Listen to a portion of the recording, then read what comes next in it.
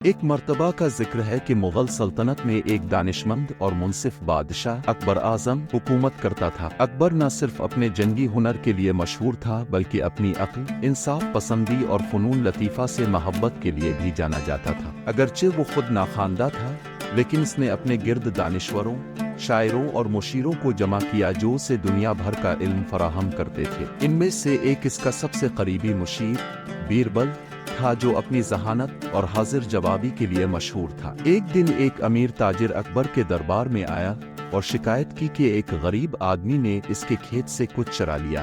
غریب آدمی نے اعتراف کیا کہ اس نے صرف ایک آم توڑا ہے، لیکن اس نے رحم کی درخواست کی اور کہا کہ وہ بھوکا تھا اور اس کے پاس اپنے خاندان کو کھلانے کا کوئی ذریعہ نہیں تھا۔ تاجر تاہم سخت سزا کا مطالبہ کر رہا تھا۔ اکبر نے کچھ لمحے سوچا۔ وہ جانتا تھا کہ اسے قانون کی پاسداری کرنی ہے، لیکن وہ انصاف میں رحم کو شامل کرنا چاہتا تھا۔ اس نے تاجر سے پوچھا، یہ آم کتنے کا ہے؟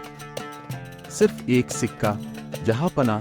تاجر نے فخر سے جواب دیا۔ ٹھیک ہے، اکبر نے کہا، چونکہ اس آدمی نے تمہارے ساتھ زیادتی کی ہے، تمہیں اپنا سکہ ملے گا، لیکن آئندہ سے ہر ناانصافی کے بدلے میں حکم دیتا ہوں کہ قصوروار کو دگنا معاوضہ دینا ہوگا۔ تاجر نے خوشی سے مان لیا، یہ سوچتے ہوئے کہ غریب آدمی کو اور زیادہ سخت سزا ملے گی۔ پھر اکبر نے تاجر کی طرف رخ کیا اور کہا، تم بھی میرے دوست اس آدمی کے مقروض ہو۔ تمہارے پاس اتنی دولت تھی کہ ایک بھوکے آدمی کو ایک آم دے سکتے تھے، لیکن تم نے ایسا نہیں کیا۔ تاجر کا چہرہ زرد پڑ گیا۔ اکبر نے مزید کہا، اس لیے تمہیں اس آدمی کو رحم نہ کرنے کے بدلے 2 سکے ادا کرنے ہوں گے۔ دربار میں موجود سب لوگ بادشاہ کے انصاف کی داد دینے لگے۔ اکبر نے نہ صرف انصاف قائم کیا بلکہ سب کو یاد دلایا کہ حقیقی عظمت رحم دلی میں ہے۔ اس دن کے بعد تاجر نے سخاوت کی اہمیت کو سمجھا اور اکبر کی انصاف پسندی کی شہرت مزید دور دور تک پھیل گئی۔